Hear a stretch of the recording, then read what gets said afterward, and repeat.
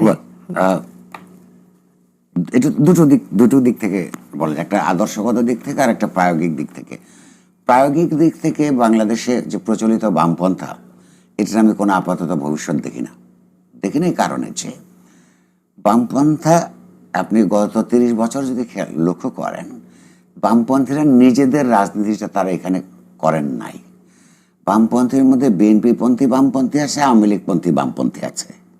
তাহলে বামপন্থার যে শ্রেণী সংগ্রাম করবার কথা, বৈষম্যের বিরুদ্ধে যে সবচাইতে বেশি সোচ্চার এই তরুণদের যারা আউট অফ নো হয়ে তারা আসছেন, এই সংগ্রাম তো তাদের করার কথা না।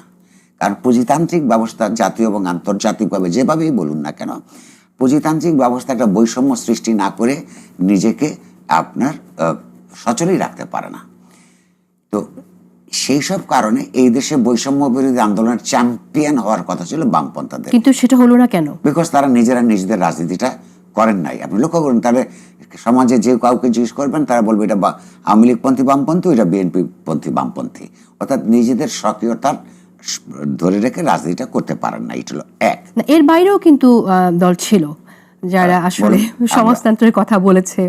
সেটা তো আরো কনফিউজিং, কারণ যেখানে একটা গণতান্ত্রিক রাষ্ট্র প্রতিষ্ঠা হয় নাই, যেখানে সমাজের মধ্যে শিল্পায়ন হয় নাই, আপনি যদি চিরায়ত পুঁজিতন্ত্রের বিরুদ্ধে চিরায়ত সমাজতান্ত্রিক সংগ্রামের কথা বলেন, সেই সমাজে আপনার যেখানে সমাজের এবং থেকে শুরু করে পরিবারের রাজনীতির গণতন্ত্রণ হয় নাই, সেখানে সমাজতন্ত্রের স্লোগান দেওয়া আপনার এটা হচ্ছে যে ঘোরার আগে এটাকে কি বলে যে গাড়ি জুড়ে দেওয়ার ব্যাপার।